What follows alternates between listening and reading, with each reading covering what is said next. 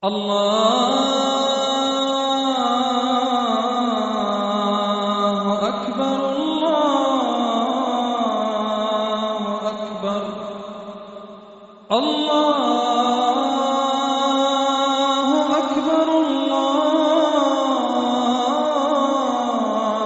أكبر.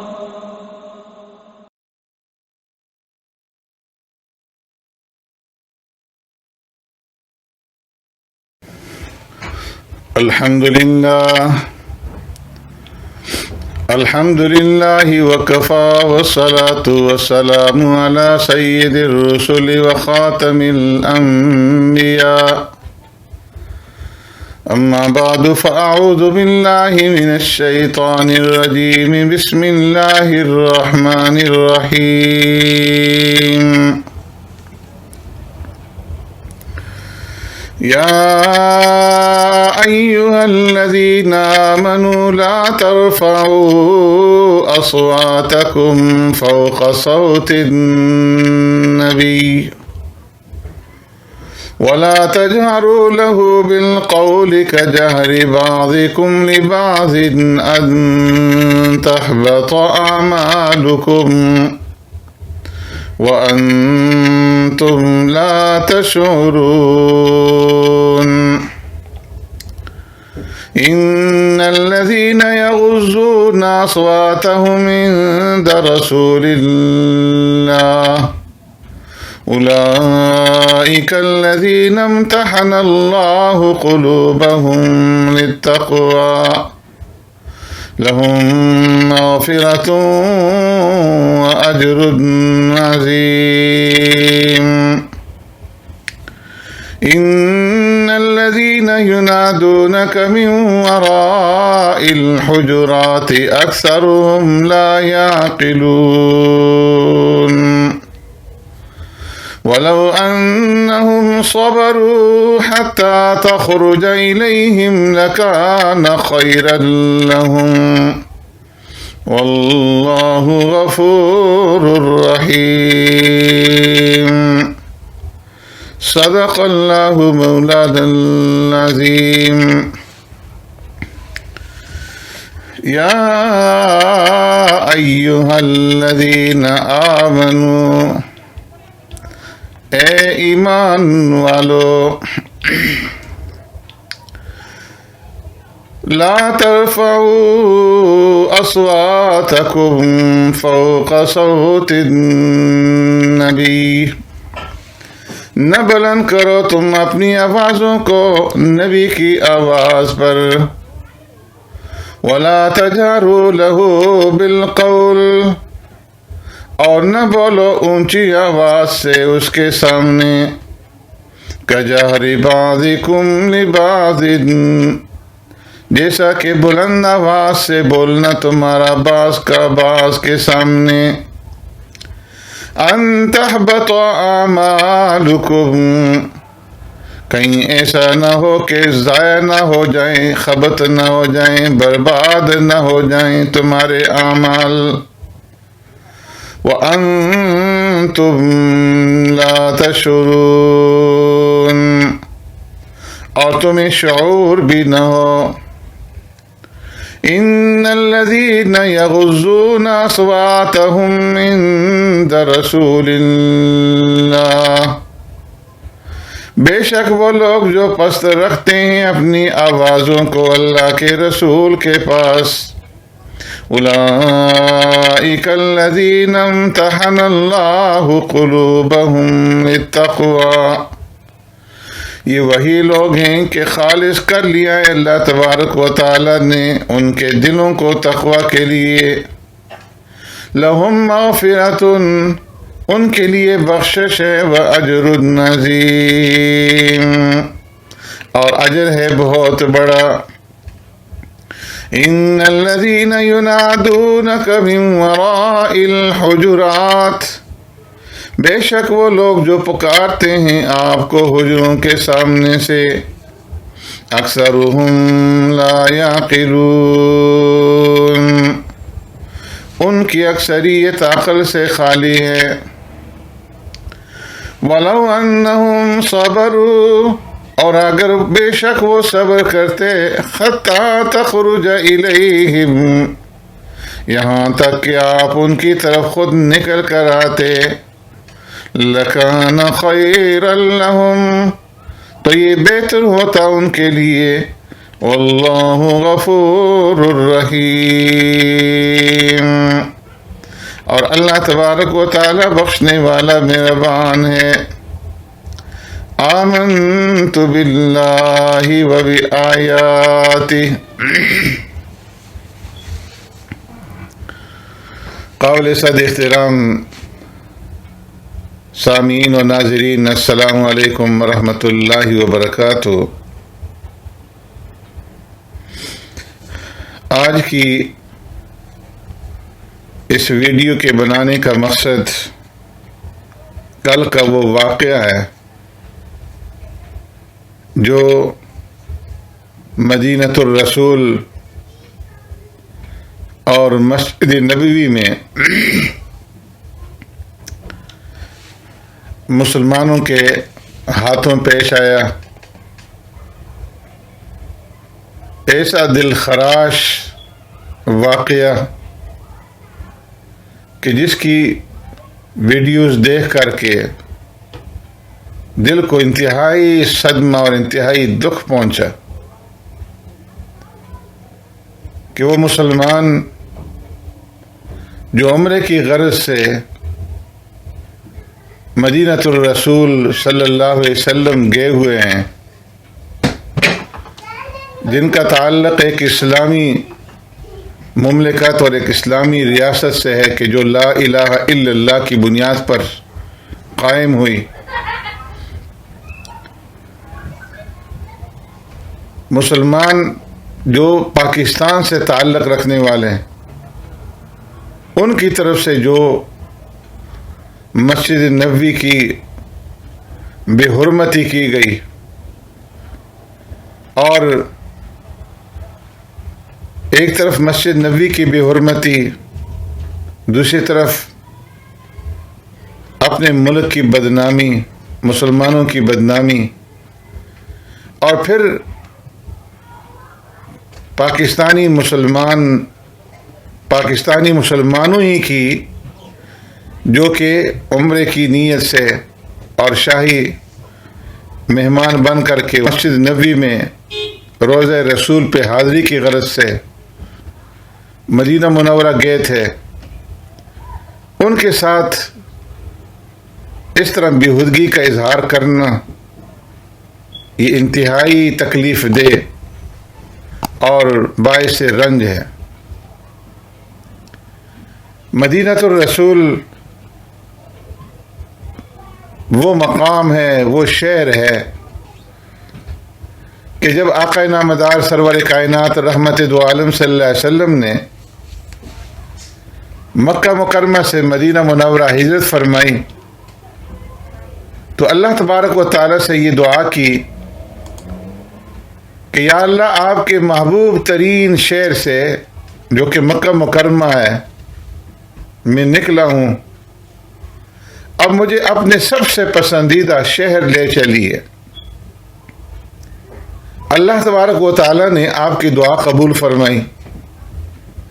اور اپنے فضل و کرم سے آپ کو مدینہ منورہ لے آئے۔ تو مدینہ منورہ اللہ تبارک و تعالی کا سب سے پسندیدہ شہر ٹھہرا، اس لیے کہ اللہ کے رسول نے یہ دعا کی کہ جو آپ کا محبوب ترین شہر ہے، پسندیدہ ترین شہر ہے، آپ مکہ کے بعد مجھے اس شہر کے اندر لے جائیں۔ اسی وجہ سے فتح مکہ کے بعد آقا نامدار سرور کائنات رحمت دو عالم صلی اللہ علیہ وسلم نے اپنی باقی زندگی مدینہ منورہ میں گزارنا پسند فرمائی۔ اور یہ بات یاد رکھیں کہ جتنے بھی شہر فتح ہوئے وہ تلوار کے زور سے فتح ہوئے، جہاد کے ذریعے سے فتح ہوئے، لیکن مدینہ منورہ ایک ایسا شہر ہے کہ جو قرآن پاک کی تعلیمات کے ذریعے سے فتح ہوا۔ پیارے پیغمبر صلی اللہ علیہ وسلم کو مدینہ منورہ کے ساتھ اتنی محبت تھی کہ جب آپ صلی اللہ علیہ وسلم کسی سفر سے واپس مدینہ منورہ آتے تو شہر کے قریب پہنچتے ہی مدینہ کے اشتیاق کی وجہ سے اپنی سواری کو تیز کر دیتے، اپنے چہرہ مبارک سے کپڑا ہٹا دیتے تاکہ مدینہ منورہ کی ہوا سے لطف اندوز ہو سکیں۔ اگر مدینہ میں ہوا چلنے کی وجہ سے گرد و غبار اڑ رہا ہوتا تب بھی پیارے پیغمبر صلی اللہ علیہ وسلم اپنا چہرہ مبارک سے کپڑا ہٹا دیتے تھے کہ مدینہ کی جو خاک ہے اس کے اندر بھی اللہ نے شفا رکھی ہے۔ اس وجہ سے اس کو مدینہ الشفا بھی کہتے ہیں۔ پیارے پیغمبر صلی اللہ علیہ وسلم نے صحابہ اکرام کو تلقین فرمائی کہ مدینہ منورہ ہی میں موت کی دعا کیا کریں، اور آپ صلی اللہ علیہ وسلم نے فرمایا کہ جس کو مدینہ منورہ میں موت آئے گی میں قیامت کے دن اس کا گواہ اور شفیع بنوں گا۔ علماء کا کہنا ہے کہ جو فرما بردار ہوں گے پیارے پیغمبر صلی اللہ علیہ وسلم ان کی گواہی دیں گے اور گناہگاروں کے لیے شفاعت فرمائیں گے۔ اسی وجہ سے حضرت عمر فاروق رضی اللہ تعالیٰ عنہ اکثر دعا فرمایا کرتے تھے، اللہم انی اسألک شہادتا فی سبیلک ووفاتا فی بلد رسولک، کہ اللہ مجھے اپنے راستے میں شہادت عطا فرمائیے اور اپنے پیارے پیغمبر پیارے رسول صلی اللہ علیہ وسلم کے شہر کے اندر موت نصیب فرمائیے۔ فاروق اعظم رضی اللہ تعالیٰ عنہ کی یہ دونوں دعائیں اللہ نے قبول فرمائیں، شہادت کی موت بھی نصیب ہوئی اور مدینۃ الرسول کی موت بھی نصیب ہوئی۔ امام مالک رحمۃ اللہ تعالیٰ علیہ مدینۃ الرسول کے اندر مدینہ منورہ کے اندر رہتے تھے، تو حج کے لیے بھی باہر کا سفر نہیں کرتے تھے، صرف ایک مرتبہ حج کے لیے مکہ مکرمہ گئے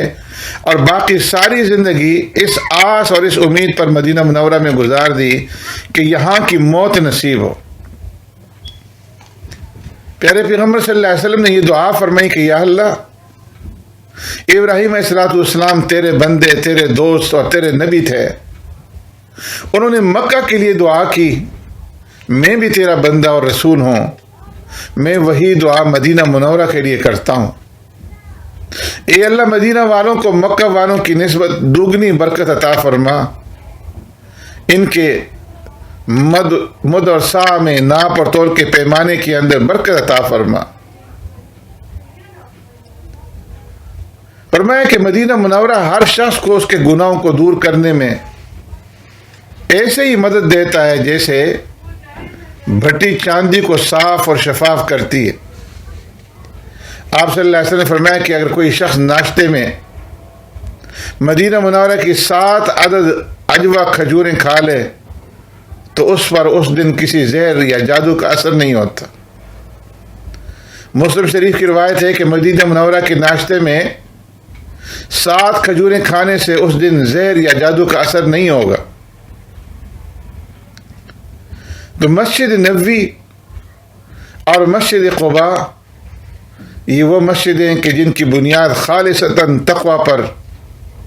اور اللہ رب العزت کی رضامندی اور خوشنودی کے اوپر رکھی گئیں۔ ان دونوں مسجدوں کا تعلق مدینہ منورہ کے ساتھ۔ پیارے پیغمبر صلی اللہ علیہ وسلم کا ممبر قیامت کے دن جنت میں داخلے کے لیے سیڑھی ہوگا، اور آپ صلی اللہ علیہ وسلم کے ممبر اور آپ کے روضہ مبارک کا درمیانی حصہ جسے روضۃ من ریاض الجنہ کہا جاتا ہے، جنت کے باغوں میں سے ایک باغ ہے۔ دجال پوری دنیا کے اندر فتنہ برپا کرے گا لیکن مدینہ کی حدود کے اندر داخل نہیں ہو سکے گا۔ پیارے پیغمبر صلی اللہ علیہ وسلم نے ارشاد فرمایا کہ مدینہ والوں کی عزت کرو، اس لیے کہ میں نہ صرف مدینہ منورہ کے لیے میں نے ہجرت کی ہے بلکہ میری قبر بھی مدینہ منورہ میں ہوگی، اور میں قیامت کے دن مدینہ منورہ ہی سے اٹھوں گا۔ اس لیے اہل مدینہ کے حقوق کا خاص خیال رکھو، اس لیے کہ مدینہ والے میرے پڑوسی ہیں۔ اور تم پر واجب ہے کہ میرے پڑوسیوں کی غلطیوں اور لغزشوں کو نظر انداز کرو۔ اگر کوئی شخص میرے پڑوسیوں کی عزت کی نظر سے دیکھے گا تو میں قیامت کے دن اس کا گواہ اور اس کا شفیع رہوں گا۔ تو یہ چند وہ فضائل ہیں جو پیارے پیغمبر صلی اللہ علیہ وسلم نے مدینہ منورہ کے بارے میں بیان فرمائے۔ اس لیے جب مسلمان مدینہ منورہ کا سفر کرتے ہیں تو ان کا یہ سفر عبادت ہے، یہ سفر عشق و محبت کا سفر ہے، یہ شوق اور اشتیاق کی وادی ہے۔ اس لیے مسلمان جو وہاں مدینہ منورہ کا سفر کرتے ہیں ان کے اوپر لازم ہے کہ وہ تمام آداب اور مستحبات کو ملحوظ رکھ کر کے سفر کریں۔ کتنے افسوس کا اور کتنی دکھ اور تکلیف کا مقام ہے کہ رمضان المبارک کے اس بابرکت مہینے کے اندر مسجد نبوی کی احاطہ کے اندر ہلڑ بازی کی گئی اور مسجد نبوی کی اور مدینۃ الرسول کی بے حرمتی کی گئی، جبکہ مدینۃ الرسول میں قیام کے آداب میں سے یہ ہے کہ جب مدینہ منورہ کے اندر کوئی آدمی قیام کرے تو اس کی شہر کی عظمت اور اس کی بزرگی کا استحضار اپنے سامنے رکھے، اور یہ بات تصور میں رہے کہ اللہ جل شانہ نے اس پاک شہر کو اپنے محبوب نبی کریم صلی اللہ علیہ وسلم کی ہجرت کے لیے پسند فرمایا۔ یہاں پیارے پیغمبر صلی اللہ علیہ وسلم کا قیام رہا۔ پیارے پیغمبر صلی اللہ علیہ وسلم نے اس شہر کو اپنا وطن بنایا، اور یہ وہ شہر ہے کہ اس کے گلی کوچوں میں پیارے پیغمبر صلی اللہ علیہ وسلم کے چلنے پھرنے کا اپنے سامنے استحضار رکھے کہ یہ گلی کوچے وہ ہیں جہاں اللہ کے رسول صلی اللہ علیہ وسلم چلے اور پھرے ہوں گے۔ امام غزالی رحمۃ اللہ تعالی علیہ فرماتے ہیں کہ جب مدینہ منورہ تم جاؤ اور تمہاری نظر مدینہ طیبہ پر پڑے تو اس مضمون کو اپنے ذہن میں رکھو کہ یہ وہ شہر ہے کہ جس کو اللہ تبارک و تعالی نے اپنے نبی کے قیام کے لیے پسند کیا ہے اور اس کی طرف ہجرت تجویز کی۔ یہ وہ شہر ہے کہ جس میں اللہ جل شانہ نے شریعت مطہرہ کے فرائض نازل کیے اور حضور صلی اللہ علیہ وسلم نے اپنی سنتیں جاری کی۔ اسی شہر میں آ کر دشمنوں سے جہاد کیا، اسی شہر میں آپ صلی اللہ علیہ وسلم کے دین کو غلبہ حاصل ہوا، یہاں تک کہ اسی شہر میں پیارے پیغمبر صلی اللہ علیہ وسلم کا وصال ہوا اور آپ صلی اللہ علیہ وسلم کی قبر مبارک بنی، اور اسی میں آپ کے 2 وزیروں کی قبر بنی، اور اس میں حضور اقدس صلی اللہ علیہ وسلم کے قدم مبارک جا بجا پڑے۔ اس لیے جب تم مدینہ جاؤ تو اس تصور کے ساتھ جاؤ اور ہر وقت یہ سوچتے رہو، تمہارے سامنے یہ بات رہے کہ جس جگہ بھی تمہارا قدم پڑ رہا ہے ممکن ہے وہاں کسی نہ کسی وقت آقا نامدار سرور کائنات رحمت دو عالم صلی اللہ علیہ وسلم کے قدم مبارک پڑے ہوں۔ اس لیے اپنا ہر قدم نہایت ہی سکون کے ساتھ اور وقار کے ساتھ اس بات سے ڈرتے ہوئے رکھو کہ اس جگہ آقا نامدار سرور کائنات رحمت دو عالم صلی اللہ علیہ وسلم کا قدم مبارک پڑا تھا۔ پیارے پیغمبر صلی اللہ علیہ وسلم کی رفتار کی جو کیفیت احادیث میں آئی ہے اس کا تصور کرو، اور اس کا تصور کرتے ہوئے مدینہ کے اندر چلو۔ پیارے پیغمبر صلی اللہ علیہ وسلم کی عظمت، رفعت شان اور عظمت اور مرتبت کو ہر وقت سامنے رکھو۔ اللہ جل شانہ نے اپنے پاک نام کے ساتھ اپنے پیارے پیغمبر صلی اللہ علیہ وسلم کا مبارک نام رکھا ہے، ذہن میں رکھو اور اس سے ڈرتے رہو کہ کہیں بے ادبی کی نحوست سے اپنے نیک اعمال ضائع نہ کر دیں۔ لیکن کتنے افسوس کا مقام ہے کہ ہم ہلٹ بازی کرنے کے بعد بڑے فخر کے ساتھ کہہ رہے ہیں کہ ہم نے یہاں پر یہ کام کیا. ہائے افسوس، آج مسلمان کس قدر پستی کے اندر گر چکا ہے. قرآن کریم کی جو آیت کریمہ میں نے آپ کے سامنے تلاوت کی، اس آیت کریمہ کے اندر اللہ رب العزت نے ارشاد فرمایا کہ یا ایھا الذین آمنوا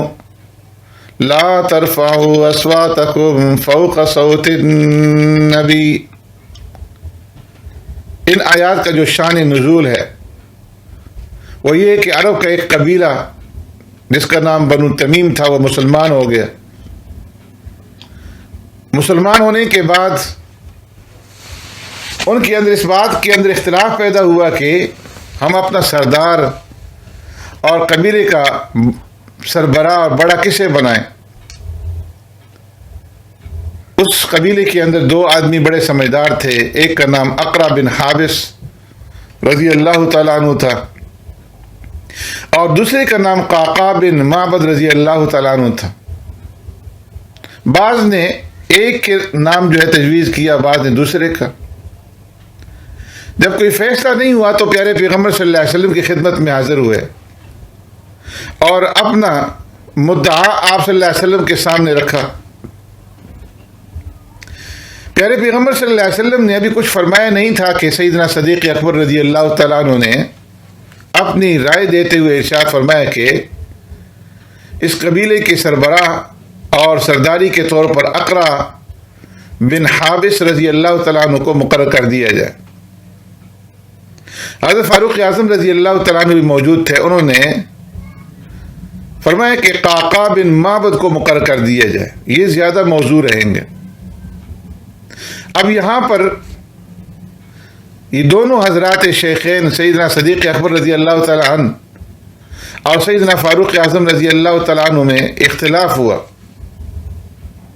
اور اسی اختلاف کے اندر کچھ ان کی آوازیں جو ہے وہ اونچی ہو گئیں. فوراً اللہ تبارک و تعالیٰ نے تنبیہ فرمائی اور قرآن کریم کی ان آیات کا نزول ہوا. فرمایا یا ایھا الذین آمنوا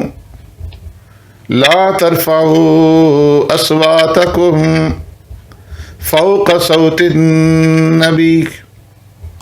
کہ اے ایمان والو تم اپنی آوازوں کو نبی کی آواز سے اونچا نہ کرو. ایسا نہ ہو کہ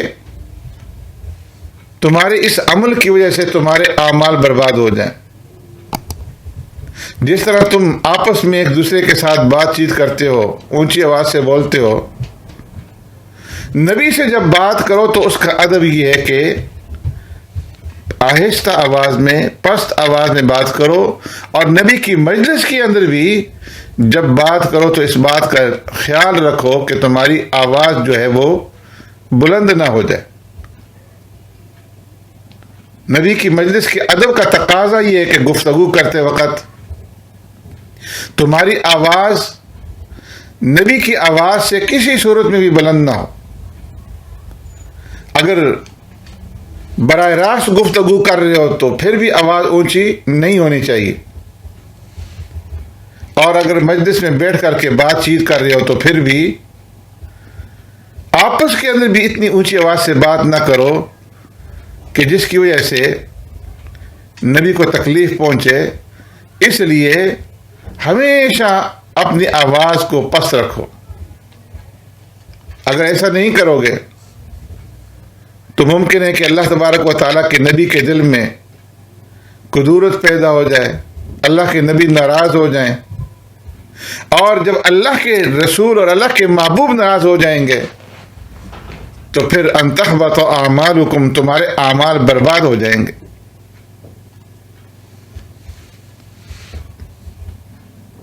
اللہ تبارک و تعالیٰ نے حضرات شیخین کو کہ جن کا مرتبہ اور جن کا مقام اس امت کے اندر سب سے بڑھ کر کے ان کو روک دیے.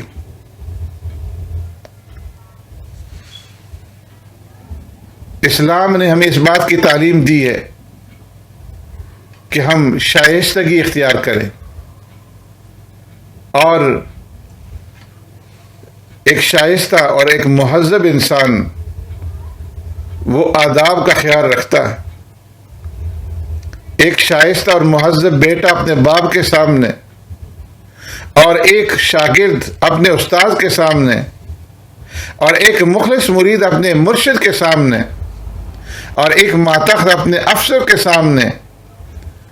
ہمیشہ ادب کو ملحوظ رکھتا ہے، اونچی آواز سے بات نہیں کرتا. جبکہ یہاں تو اللہ کا نبی ہے جس کا مرتبہ ہر مخلوق سے زیادہ ہے، اس کے ادب اور احترام کو ہر ادب اور ہر احترام کے اوپر فوقیت حاصل ہے. لہذا پوری احتیاط رکھنی چاہیے کہ اللہ کی نبی کے مجلس میں بیٹھ کر کوئی ایسی حرکت سرزد نہ ہو جائے جس سے آپ کے ادب اور احترام میں فرق آتا ہو. اگر اللہ تبارک و تعالیٰ کی نبی کی شان میں کسی قسم کی بے ادبی یا گستاخی کی جائے تو فرماتے ہیں کہ اس سے کفر لازم آتا ہے اور ایسے شخص کے اعمال ضائع ہونے کا خدشہ ہے.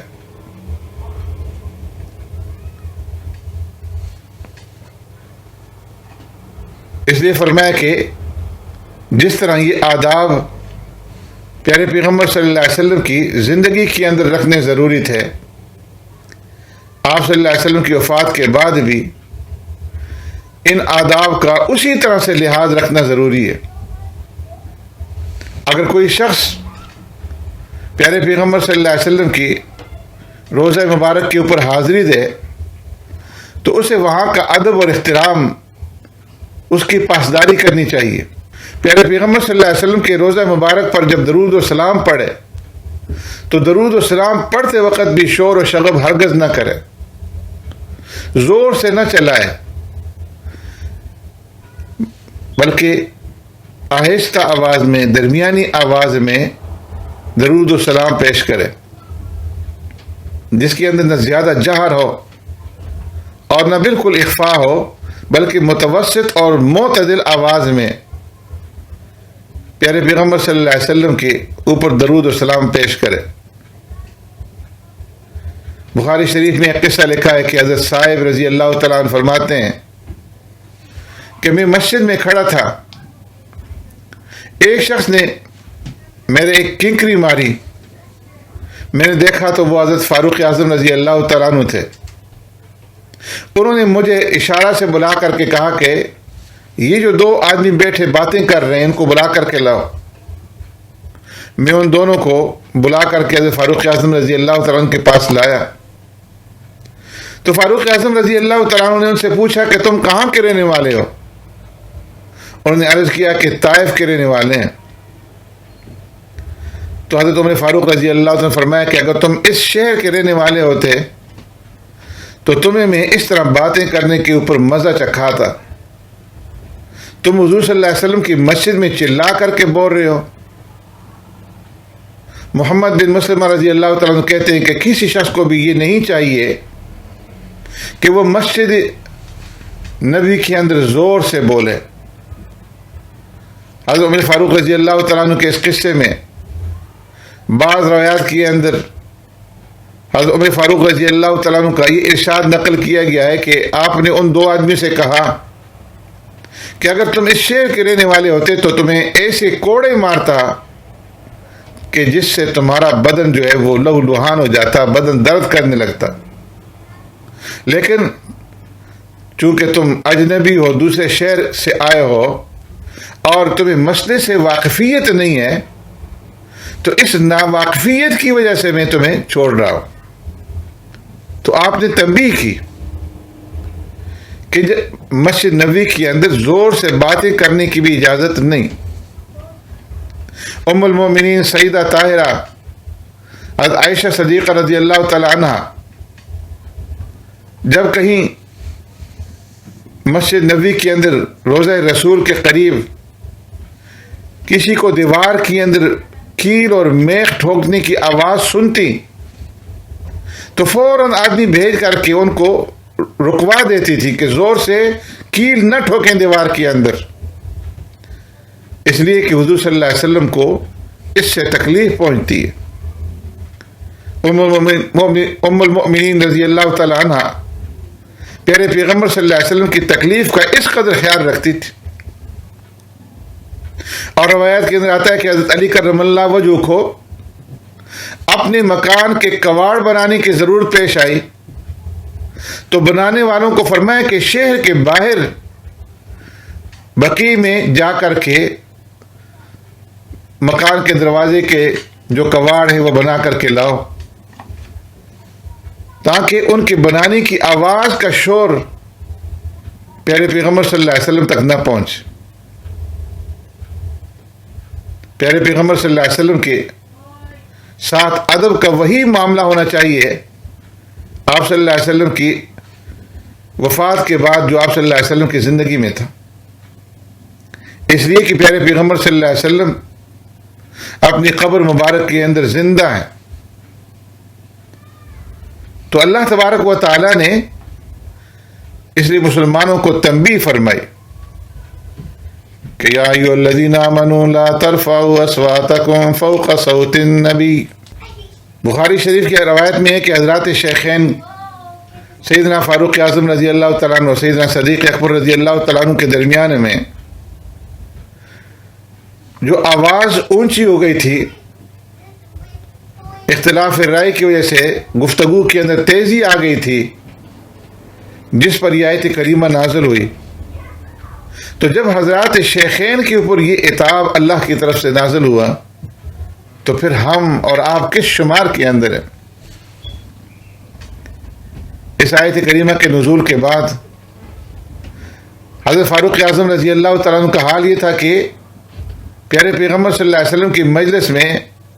اس قدر آہستہ آواز سے بولتے تھے کہ بعض اوقات پیارے پیغمبر صلی اللہ علیہ وسلم کو بار بار پوچھنا پڑتا تھا کہ عمر تم نے کیا کہا؟ اور سیدنا صدیق اکبر رضی اللہ تعالیٰ نے عرض کیا یا رسول اللہ، میں تو اب سے اس طرح گفتگو کروں گا جس طرح کہ کوئی راز کی بات کرتا ہے۔ حضرت ثابت بن قیس رضی اللہ تعالیٰ عنہ ایک صحابی رسول تھے جن کی آواز قدرتی طور پر اونچی تھی، بلند تھی۔ جب یہ آیت کریمہ نازل ہوئی تو انہوں نے اپنے آپ کو اپنے گھر کے اندر جو ہے وہ قید کر لیا اور فرمانے لگے کہ میں تو جہنمی بن گیا، اس لیے کہ میری آواز اونچی اور میں ہمیشہ اونچی آواز سے اللہ کے رسول صلی اللہ علیہ وسلم کے ساتھ بات کرتا ہوں، گفتگو کرتا ہوں۔ اپنی اہلیہ سے فرمانے لگے کہ مجھے جانوروں کی اس کوٹھری کے اندر بند کر دو، اور جب تک اللہ کے رسول صلی اللہ علیہ وسلم کی طرف سے بلاوا نہیں آتا میں یہاں سے باہر نہیں نکلوں گا، میرے تو اعمال ضائع ہو گئے۔ جب کچھ دنوں تک حضرت ثابت بن قیس رضی اللہ تعالیٰ عنہ مسجد میں حاضر نہیں ہوئے تو پیارے پیغمبر صلی اللہ علیہ وسلم نے حضرت معاذ رضی اللہ تعالیٰ عنہ سے پوچھا کہ ثابت نظر نہیں آ رہے، کیا وہ بیمار ہیں؟ انہوں نے عرض کیا اے اللہ کے رسول وہ تو میرا پڑوسی ہے مگر مجھے اس کی بیماری کا علم نہیں ہے۔ جا کر کے معلوم کیا تو معلوم ہوا کہ انہوں نے اپنے آپ کو اس ڈر سے قید کر رکھا ہے کہ میرے اعمال ضائع نہ ہو جائیں۔ پیارے پیغمبر صلی اللہ علیہ وسلم نے حضرت ثابت بن قیس رضی اللہ تعالیٰ عنہ کو بلایا، وہ روتے ہوئے حاضر ہوئے۔ آپ صلی اللہ علیہ وسلم نے حضرت ثابت بن قیس رضی اللہ تعالیٰ عنہ کو تسلی دی اور فرمایا کہ انت رجل من اہل الجنہ، تم تو جنتی آدمی ہو، اللہ تبارک و تعالیٰ تمہیں جنت کی اندر داخل فرمائیں گے۔ صحابہ اکرام رضوان اللہ تعالیٰ اجمعین کو جب کوئی مسئلہ دریافت کرنا ہوتا پیارے پیغمبر صلی اللہ علیہ وسلم کے پاس مسجد نبوی تشریف لاتے۔ اگر پیارے پیغمبر صلی اللہ علیہ وسلم مسجد نبوی میں نہ ہوتے تو پوچھتے کہ کون سے حجرے میں ہیں، اور جب انہیں بتایا جاتا تو وہاں جا کر دروازے پہ کھڑے ہو جاتے، ٹاٹ کا پردہ لٹکا ہوتا تھا، اور پیارے پیغمبر صلی اللہ علیہ وسلم کو یا رسول اللہ یا حبیب اللہ، یا نبی اللہ کے الفاظ کے ساتھ انتہائی پیارے انداز میں مخاطب کرتے تھے۔ یہ مخلص مومنوں کی بات تھی۔ لیکن بعض لوگ جو دور دراز سے دیہاتوں سے آتے تھے، جو آداب سے واقف نہ ہوتے تھے، تو وہ آ کر کے بلند آواز سے کہتے یا محمد اخرج الینا، اے محمد صلی اللہ علیہ وسلم باہر آئیے۔ اسی طرح منافقین بھی جو تھے وہ بھی ایسا کرتے تھے۔ تو اللہ تبارک و تعالیٰ نے اس سے بھی منع فرما دیا کہ نبی کے گھر کے سامنے کھڑے ہو کر کے اس طرح سے آوازیں مت لگاؤ۔ وَمَا إِنَّ الَّذِينَ يُنَادُونَكَ مِن وَرَاءِ الْحُجُرَاتِ أَكْثَرُهُمْ لَا يَعْقِلُونَ، کہ بے شک وہ لوگ جو آپ کو حجروں کے باہر سے پکارتے ہیں، کمروں کے سامنے کھڑے ہو کر کے آواز لگاتے ہیں، اکثرهم لا يعقلون، ان کی اکثریت جو ہے وہ عقل سے خالی ہے۔ اس لیے کہ انہیں معلوم نہیں ہے کہ اللہ کے نبی اس وقت کس حال کے اندر ہیں، آرام فرما رہے ہیں، یا ان کے اوپر اللہ کی وحی کا نزول ہو رہا ہے، یا وہ عبادت کے اندر مصروف ہیں اور یہ آ کر کے آوازیں لگا رہے ہیں۔ تو اللہ تبارک و تعالیٰ نے منع فرما دیا کہ نبی کے گھر کے سامنے آ کر کے، آپ کے حجروں کے سامنے آ کر کے آوازیں مت لگاؤ، بلکہ باہری انتظار کرو۔ فرمایا وَلَوْ أَنَّهُمْ صَبَرُوا حَتَّى تَخْرُجَ إِلَيْهِمْ لَكَانَ خَيْرًا لَهُمْ، اگر وہ صبر کرتے، آپ صلی اللہ علیہ وسلم کے باہر آنے کا انتظار کرتے، یہاں تک کہ آپ صلی اللہ علیہ وسلم خود گھر سے باہر تشریف لے آتے، تو لَكَانَ خَيْرًا لَهُمْ، تو یہ ان کے لیے بہتر ہوتا کہ وہ نبی کے باہر آنے کا انتظار کرتے، اور جب نبی باہر آتے تو پھر ان سے مسائل دریافت کرتے۔ تو اس میں اللہ تبارک و تعالیٰ نے یہ ادب بتا دیا کہ تم باہر سے نبی کو بلا بھی نہیں سکتے، آواز بھی نہیں دے سکتے، جب تک کہ وہ از خود باہر نہ چلے آئیں، اور جب وہ باہر آئیں تو اس کے بعد جو ہے پھر تم نبی کی خدمت کے اندر حاضر ہو کر کے اور اپنے مسائل کے اوپر اور اپنی مشکلات کے اوپر آپ صلی اللہ علیہ وسلم سے بات کرو۔ حضرت شاہ ولی اللہ محدث دہلوی رحمۃ اللہ تعالی علیہ فرماتے ہیں کہ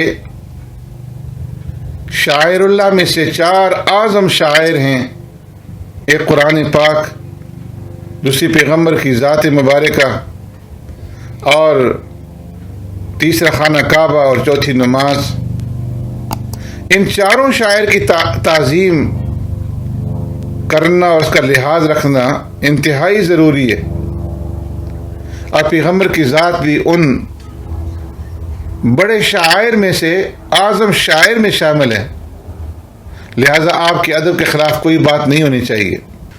اس لیے مسجد نبوی کے اندر، مدینہ الرسول کے اندر جا کر کے اس طرح کی بیہودگی کرنا اور چور چور کے نعرے لگانا، یہ کسی طرح بھی کسی مسلمان، کسی کلمہ گو کے لیے سزاوار نہیں ہے۔ یہ نہیں ہے کہ آج ہی پاکستان کے اندر سیاست شروع ہوئی ہے اور سیاسی جماعتیں بنی ہیں، 73 سال سے پاکستان وجود کے اندر آیا ہے، ہمیشہ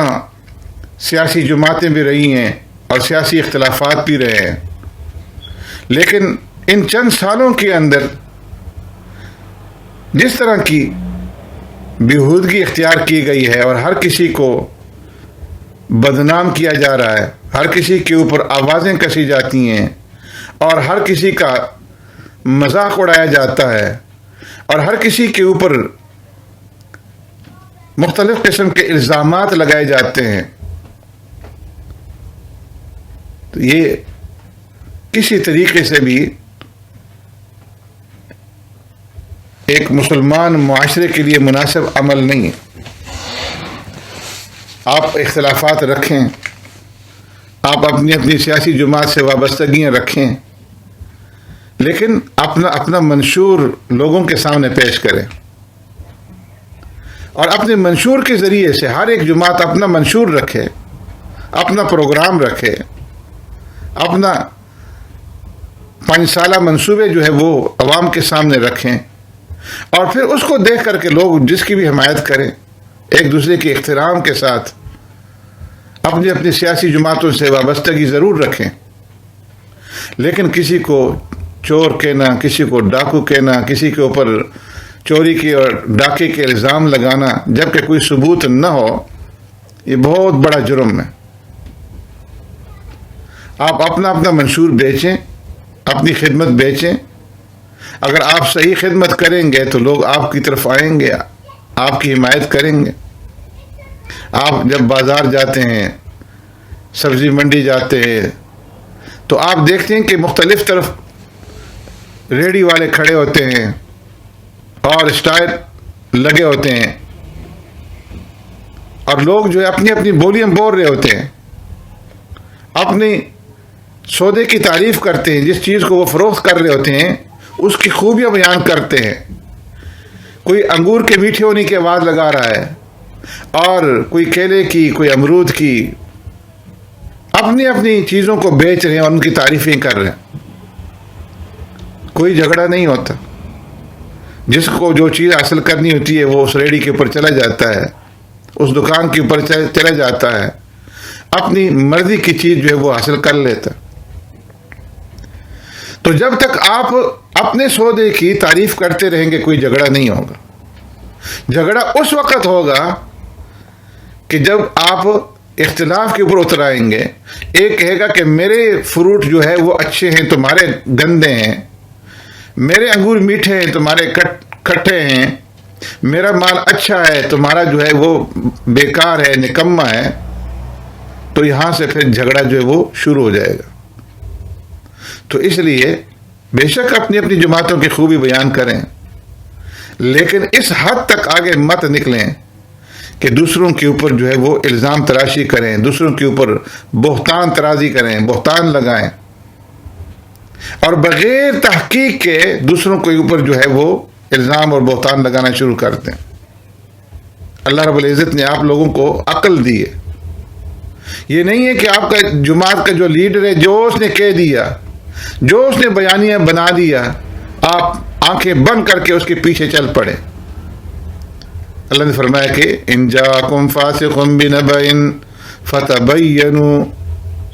کہ اگر کوئی فاسق تمہارے پاس کوئی خبر لے کر کے آئے، پہلے تحقیق کرو کہ آیا یہ خبر سچی بھی ہے یا نہیں ہے۔ ایک نے کہہ دیا چور چور، تو آپ نے بھی چور چور کی رٹ لگانی شروع کر دی۔ اللہ نے آپ کو دماغ نہیں دیا، آپ نے اپنی خبر کے اندر جانا ہے۔ نہ نواز شریف، نہ عمران خان، نہ زرداری وہ آپ کی خبر کے اندر نہیں جائے گا۔ آپ نے اپنے اعمال کا حساب خود دینا ہے، کوئی دوسرا آپ کا اعمال کا حساب نہیں دے گا۔ اس لیے کسی کے کہنے کے اوپر آ کر کے کسی کے اوپر بہتان مت لگاؤ جب تک کہ جو اپنی آنکھوں سے نہ دیکھ لو۔ پیارے پیغمبر صلی اللہ علیہ وسلم نے ارشاد فرمایا کفا بالمرء کذبا ان یحدث بکل ما سمع، آدمی کے جھوٹا ہونے کے لیے یہی کافی ہے کہ جو بات وہ سنے آگے دوسروں تک جو ہے وہ پھر پہنچانا اور نشر کرنا شروع کر دے، دوسروں کے ساتھ شیئر کرنا شروع کر دے، کوئی تحقیق نہ ہو اور کوئی جستجو نہ ہو۔ میں سنی سنائی باتوں کے اوپر کسی کے اوپر بہتان لگانا یہ کس قدر جرم اور کس قدر بڑا عظیم گناہ ہے۔ ہمارے اکابر، ہمارے اسلاف، ہمارے بڑے تو یہاں تک فرماتے تھے کہ اگر کسی آدمی کے اندر تمہیں 99 برائیاں نظر آئیں اور ایک خوبی کسی کے اندر نظر آئے تو تم اس ایک خوبی کو اجاگر کرو اور ان 99 برائیوں کے اوپر پردہ ڈالو۔ ہمارے اندر کتنی برائیاں ہیں، کتنے عیوب ہمارے اندر پائے جاتے ہیں۔ اگر اللہ تبارک و تعالی ہمارے ان عیوب کو افشا کرنا شروع کر دے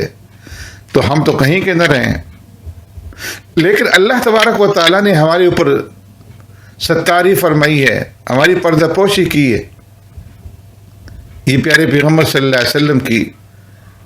ذات کی برکات ہیں، آپ صلی اللہ علیہ وسلم کی امت میں ہونے کا یہ صدقہ ہے کہ اللہ رب العزت نے ہماری ستاری فرمائی ہوئی ہے. تو اللہ نے ہماری تو ستاری فرمائی، پردہ پوشی فرمائی، اور ہم دوسروں کے عیوب کو اور دوسروں کے کمزوریوں کو تلاش کر کر کے اس کا ڈھنڈورا پیٹنا شروع کر دیں، تو یہ کس قدر جرم ہے، کس قدر عظیم گناہ ہے. تو اس لیے اس بات کا خیال رکھیں، خاص طور پر حرمین کا، کہ وہاں جا کر کے اللہ کے رسول کی شہر کی اور مکہ مکرمہ کی، بلد الامین کی بے حرمتی نہ ہو. بعض لوگ جو ہے وہ یہ عذر پیش کرتے ہیں کہ جی یہ مسجد نبوی کے اندر نہیں تھا. مسجد نبوی کا جو شین ہے وہ بھی مسجد نبوی کے حدود ہی کے اندر ہے. اور صرف یہی نہیں، میں نے پہلے شروع میں عرض کیا کہ پورا مدینۃ الرسول کا احترام کرنا. حدود حرم صرف مسجد نبوی کے اس احاطے کا نام نہیں ہے، حرم کی حدود بہت باہر سے شروع ہوتی ہیں. پورے مدینہ کی جو حدود ہیں، حرم کی جو حدود ہیں، اس کا احترام کرنا اور اس کا ادب کرنا، یہ ہر ایک زائر کے لیے، ہر ایک مسلمان کے لیے ذمہ جو ہے یہ لازم ہے. اللہ رب العزت ہمیں سمجھنے کی اور صحیح راستے پہ چلنے کی توفیق عطا فرمائے. سبحانک اللہم بحمدک نشہد ان لا الہ الا انت نستغفرک ونتوب الیک.